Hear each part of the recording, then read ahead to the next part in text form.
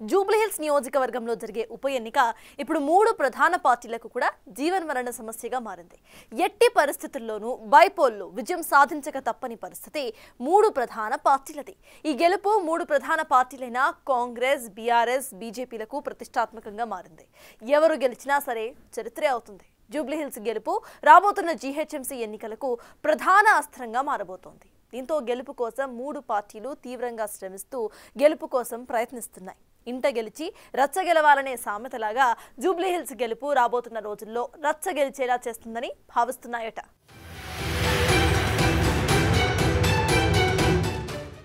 జూబ్లీహిల్స్ నామినేషన్ల పర్వం ముగియటంతో ప్రచారంపై మూడు ప్రధాన పార్టీలు ఫోకస్ పెంచాయి. జూబ్లీహిల్స్ ఉప ఎన్నిక ప్రచారం రసవత్తరంగా మారుతోంది. ఈ ఎన్నిక ఫలితం ప్రభావం వచ్చే జీహెచ్ఎంసీ ఎన్నికలు, స్థానిక సంస్థల ఎన్నికలపై ఉంటుందన్న అంచనాతో ఆయా పార్టీలు దీన్ని ప్రతిష్టాత్మకంగా తీసుకున్నాయి. అందుకు తగ్గట్లుగానే మూడు పార్టీలు అగ్రనాయకులు, ఎంపీలు, ఎమ్మెల్యేలు, ఎమ్మెల్సీలతో పాటు సీనియర్లు, అనుబంధ విభాగాల నాయకులకు బాధ్యతలు అప్పగించేశాయి. నామినేషన్ల పరిశీలన కూడా పూర్తి కావటంతో ప్రచారాన్ని ముమ్మరం చేసేందుకు మూడు పార్టీలు యాక్షన్ ప్లాన్తో ముందుకు వెళుతున్నాయట. అధికార కాంగ్రెస్ పార్టీకి జూబ్లీహిల్స్ నియోజకవర్గంలో గెలుపు సవాల్గా మారింది. స్థానిక యువనేత, అనుభవమున్న నవీన్ యాదవ్ కు టికెట్ను ఖరారు చేసింది. బీఆర్ఎస్ సిట్టింగ్ స్థానంలో గెలవటం ద్వారా స్ట్రాంగ్ మెసేజ్ ఇవ్వటానికి కాంగ్రెస్ పూర్తి స్థాయిలో ఫోకస్ చేస్తోంది. కాంగ్రెస్ పాలనకు జూబ్లీహిల్స్ ఉప ఎన్నిక పరోక్షంగా మారటంతో పార్టీ దీన్ని ప్రతిష్టాత్మకంగా తీసుకుంది. 2 నెలల క్రితమే మంత్రులు పొన్నం ప్రభాకర్, తుమ్మల నాగేశ్వరరావు, వివేక్ వెంకటస్వామిలకు ఇన్ఛార్జ్ బాధ్యతలు అప్పగించారు.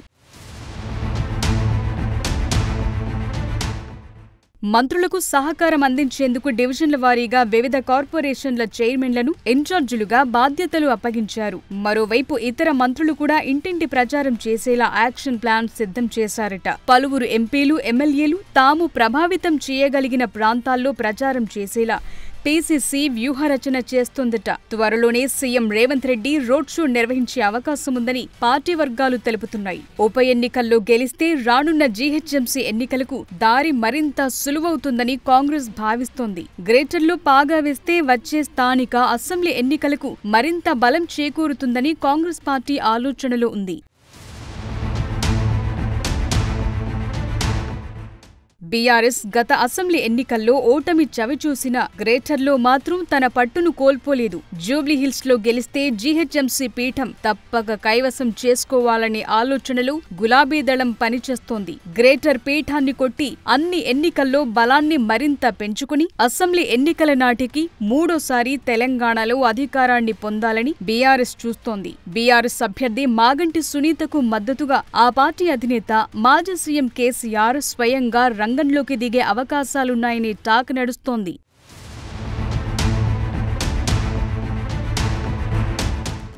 ఇప్పటికే ప్రకటించిన స్టార్ క్యాంపెయినర్ల జాబితాలు కేసీఆర్ పేరును పెట్టింది బీఆర్ఎస్. బీఆర్ఎస్ వెల్లడించిన స్టార్ క్యాంపెయినర్ల జాబితాలో కేసీఆర్ పేరు ఉండటం ఆసక్తికరంగా మారింది. 1-2 సభలకు కేసీఆర్ హాజరయ్యే అవకాశముందని పార్టీ నేతలు పేర్కొంటున్నారు. ఇప్పటికే 3-4 చోట్ల బహిరంగ సభలు నిర్వహించిన పార్టీ అగ్రనాయకులు ఇంటింటి ప్రచారానికి ప్రాధాన్యమిస్తున్నారు. మిగతా పార్టీల కంటే ముందుగానే అభ్యర్థిని ప్రకటించిన బీఆర్ఎస్ ప్రచార పర్వాన్ని కూడా అదే రీతిన కొనసాగిస్తోంది. ముఖ్య నేతలకు, డివిజన్ల వారీగా నాయకులకు బాధ్యతను అప్పగించింది గులాబీ పార్టీ.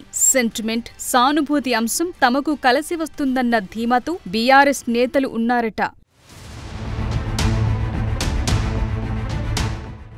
లేట్గా అయినా లేటెస్ట్ అంటూ బీజేపీ కూడా తగ్గేదేలే అంటోంది. బీజేపీ జూబ్లీహిల్స్ లో మరోసారి లంకల దీపక్ రెడ్డికి ఛాన్స్ ఇచ్చింది. గత అసెంబ్లీ ఎన్నికల్లో 3వ స్థానంలో నిలిచిన దీపక్ రెడ్డికి మరోసారి అవకాశమిచ్చింది. మైనార్టీలు ఎక్కువగా ఉన్న జూబ్లీహిల్స్ లో ఓ వర్గం ఓట్లు 2 పార్టీలు పంచుకుంటే మరో వర్గం సెటిలర్లు, కాలనీ, కమ్యూనిటీ ఓట్లు తప్పక తమకొస్తాయనే భావనలో బీజేపీ ఉందట. గత జీహెచ్ఎంసీ ఎన్నికల్లో గట్టి పోటీతో 48 డివిజన్లను కైవసం చేసుకోవటం బీజేపీ అవకాశంగా భావిస్తోందట. ఇక్కడ గెలిస్తే గ్రేటర్ పీఠం తప్పక తమదేనని బీజేపీ భావిస్తోంది. కేంద్ర మంత్రి కిషన్ రెడ్డి పార్లమెంటు నియోజకవర్గం పరిధిలోనే జూబ్లీహిల్స్ అసెంబ్లీ సెగ్మెంట్ ఉన్న నేపథ్యంలో ఆయన ఇప్పటికే పార్టీ క్యాడర్తో పలుమార్లు సమీక్షలు నిర్వహించి ప్రచారాన్ని వ్యూహాత్మకంగా కొనసాగిస్తున్నారు. 7 ఎమ్మెల్యేలకు నియోజకవర్గంలోని 7 డివిజన్ల బాధ్యతలు అప్పగించారు. రాష్ట్ర వ్యాప్తంగా వివిధ జిల్లాలకు చెందిన పలువురు సీనియర్ నాయకులకు పోలింగ్ బూత్, శక్తి కేంద్రాల బాధ్యతలు అప్పగించారు. ఇక ప్రచారానికి బీజేపీ పాలిత ముఖ్యమంత్రులు యూపీ సీఎం యోగి ఆదిత్యనాథ్ కూడా పాల్గొనే అవకాశముందని కాషాయ దళం చెప్తోన్న పరిస్థితి. జూబ్లీహిల్స్ ఉప ఎన్నిక ప్రచారం కోసం 3 ప్రధాన పార్టీలు తమ ముఖ్య నేతలు, కార్యకర్తలను హైదరాబాద్లోనే మోహరించడంతో నియోజకవర్గంలో సందడి నెలకొంది. రసవత్తరంగా మారనున్న ఉప ఎన్నిక ప్రచారంలో 3 పార్టీలు ఎలా ముందుకు వెళ్లబోతున్నాయనేది వేచి చూడాలి.